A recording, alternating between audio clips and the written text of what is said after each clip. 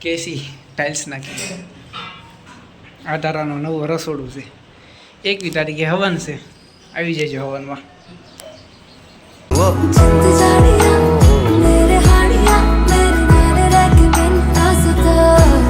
Hello welcome back to my new vlog સૌને જાય છે આરામ ઘણા સમય પછી આપણો લોંગ વ્લોગ આવ્યો છે અને આ વ્લોગમાં બદલી બધી ખાસ વાત નથી અત્યારમાં હું મારી ગાડી લઈને ભાઈબંધની સાથે જવાનો છું બજારમાં ભાવનગરની બજારમાં અને તમને બધાને કેમ બોલું કેરી કાંઈ દેખાતી નથી એના આમ એટલું બધું કેરીનો તો બધા છે નહીં કારણ અમને રત અહીંયા છે નહીં એટલું બધું આમ કે ને ગામમાં બધાના ઘરે કેરીને બધા આવતી હોય એમ પણ ત્યાં જોવું ને આપણે બજારમાં જાઉં એટલે તમને દેખાય કેટલો બધો ક્રેઝ છે કેરીનો ત્યાં હોય ને જ્યાં હોય ને હલાલી લાગતી હોય કેને કે લઈ જાઓ અમારા આંબાના છે આમ કે ને અમારે ખેતરને અહીંયા બધી કેરીઓ છે તો હું તમને બજાર બતાડીશ અને ના અમારે બટેટા લેવા જવાના છે એટલે શાક માર્કેટ ને એ બધું આવશે જો કે આ બધું કેવું કહેવાય કે શાક માર્કેટ વ્લોગમાં બતાડવી આ વ્લોગમાં જોડાવો અને આમને આમ મજા આવશે જોયું આમ બજાર જોવો ને ભાવનગરની પછી મેન બજાર તો બાકી છે આપણે તમે શાક માર્કેટ જોઈ તો ચાલો આપણે જઈએ ઓહી આજે તો બાકી આપણે લાલ સોળો થઈ ગયો તારમાંથી જો અહીંયા આપણે સાયદથી આપણી ગાડી મૂકી દીધી છે ખોટે આપણે ગાડીને તડકો ન પાય પછી આ સીટ એટલી બધી ગરમ થઈ જાય ને પછી બેહવું મુશ્કેલ થઈ જાય ભાઈબંધ બહાર આવે એટલે આપણે જવા દેવું સીધા અહીંથી આમ બધા સીધા તળાવમાં જો આ અમારા ગામની માલેશ્વરી નદી છે અને આ તરાનું અમારું ગામ છે અને સામે આપણે ગામનું પાદર હાલો આપણે આપણી ગાડી લઈને ઉપડી ચાલો શરૂ કરીએ તો ચાલો આપણે આપણો સફર શરૂ કરવી તો ગઈ તો તમે આપણે પેટ્રોલ પુરાવા ઉભા રહ્યા જો જ્યાં એની નીચે જ તે કાચો છે કારણ કે 50નું પેટ્રોલ પુરાવ્યું આનાથી ઉપર ક્યાંથી આવતું હતું આપણી પાસે હવે કાંઈ બહુ પૈસા નહોતા પેટ્રોલ પુરાવાના ઘરે તેટલા જ મળ્યા હતા એટલાનું તે પેટ્રોલ પુરાવ્યું હવે એટલામાં તે બજારમાંથી જઈને પાછો આવવાનું છે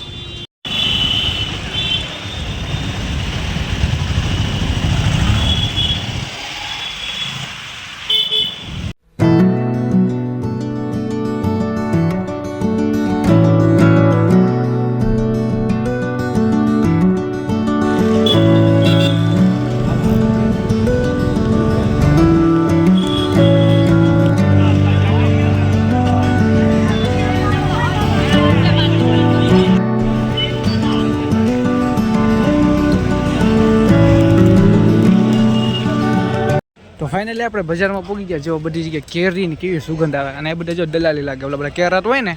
એ બધા વેચવા આવે જો બધા કેરીઓ કેસર હાલ ભાઈ આપણે હનુમાનજીનું મંદિર છે ઉપર જ તે બધી શાક માર્કેટ છે આપણે ના જાઓ જો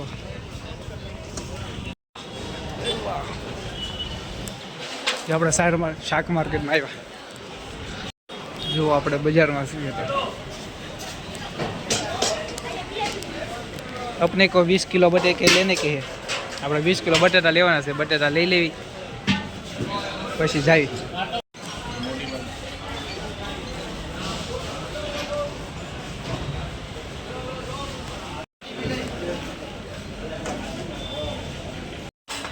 ફાઇનલી આપણે બટેટા લઈ લીધા છે હવે તો આપણે ઘર બાજુ જાવું કપડાની એની મેન બજાર હું તમને બતાડવાનું નથી બસ અહીંથી સીધા ઘર ભેગતા આ તરહનું આ બધું કે ને શાક માર્કેટ ને બધું કે ને ફ્રૂટ તમે કેરીનો બધી કે ને દલાલી હાલે છે એટલે આપણે સીધા જ ઘરે જાઉં આજનો હતો મિની બ્લોગ તમને ખાલી આ શાક માર્કેટ ને એવું બધું બતાડ્યું અને જો કેરી તમને અહીંયા ખૂબ બતાય જ્યાં હોય ના ચાલો સામાન તો ગાડી પર બેસી ગયો છે આપણે ગાડી લઈને ઉપડી કેરી તો લેવી હતી પણ કે ને કેરીના પૈસા નથી લેવાના પેટ્રોલ નહીં ત્યાં મહિનામાં 50 રૂપિયા જ્યાં છે તો તમે જેમ બને એમ સફર કરો એટલે થોડાક આપણે યુટ્યુબમાંથી પેમેન્ટ આવવા મળી જાય એટલે પછી આપણે કેરી તમને પાલટી આપશું બધાને હાલો ભાવનગરની બજારમાંથી આપણે રજા લઈને આપણે આધેવાડા ગામમાં જવી ભાઈ બંને તેના ઘરે ઉતારી દીધો છે અમારા ગામનું રામાબેનનું મંદિર છે અને પછી આપણે હે અહીંયા મને ના ખબર ભાઈ 320 રૂપિયા લીધા 320 હા એ કે ભાવ વધી ગયો એમ મેં કીધું ઓલી વખતે તમે 20 રૂપિયા લીધા નહોતા देखो ये हमारा नया घर નવું ઘર બનાવ્યું એમ આપણે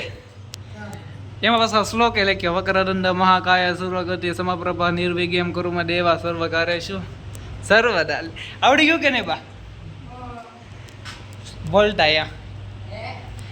થોડા દિવસમાં હવાની છે 21 તારીખે આપણે અહીંયા તમે કરો છો પૈસા કોણ આપશે તો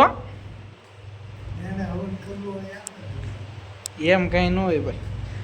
હાલો તો હું જાઉં છું હાલો હા એ પણ ના આવે મેં એને એમ જ કીધું ના પાણી હાલતું થઈ જવાય એ બરોબર ગોતી દો. વાહ વાહ વાહ હાલો રસોડું જો કેસી ટાઇલ્સ નાખી આ તારાનું નવું રસોડું છે 21 તારીખે હવન છે આવી જજો હવનમાં અને આ તારાનું આપણું નવું ઘર બનાવ્યું છે શોરૂમ ને વાળાને પૂછવું હવે કીધું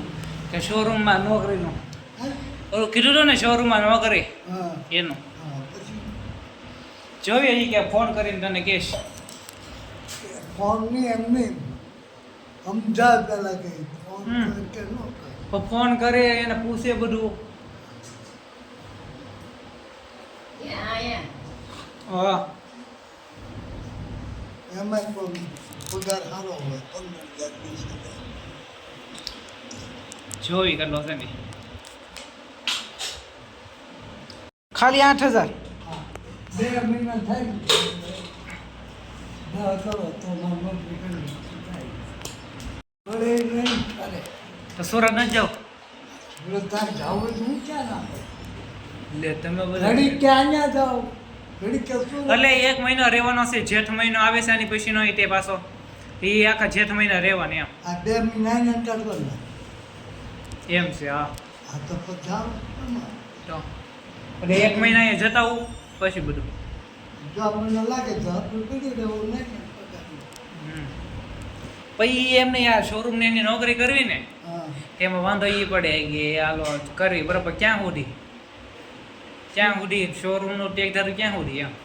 ક્યાંક કાંઈ નહીં તો તો એ ભાઈ હાલો લગ્ન થઈ ગયા ને શોરૂમમાં જાઓ ને બેસવું શોરૂમમાં તે કાર બેસા રાખવું એક ધાર ઈ જ તે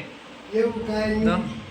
નહીં એક શોરૂમમાં કામ કર્યું હોય હા બીજી ગાડીવાળાને ખબર કે આ થોડું બધે કામે એમ બોલવાના પૈસા આવે છે શોરૂમ કોણ કહેવાય? એ તો આવે પણ બસ. તો એ તે even છોકરી છે. સારું છે ને બા સારું છે ને એમ વાહ દાંત તો કાઢો કઈક દાંત તો કાઢો એમ દાંત તો કાઢો પણ એ દાંત કાઢો એ કઈ એમ શીખી ગયા હવે એવો બા તો તારો જમવાનું બનાવે છે અને હું ને દાદા બે વાતો કરવી છે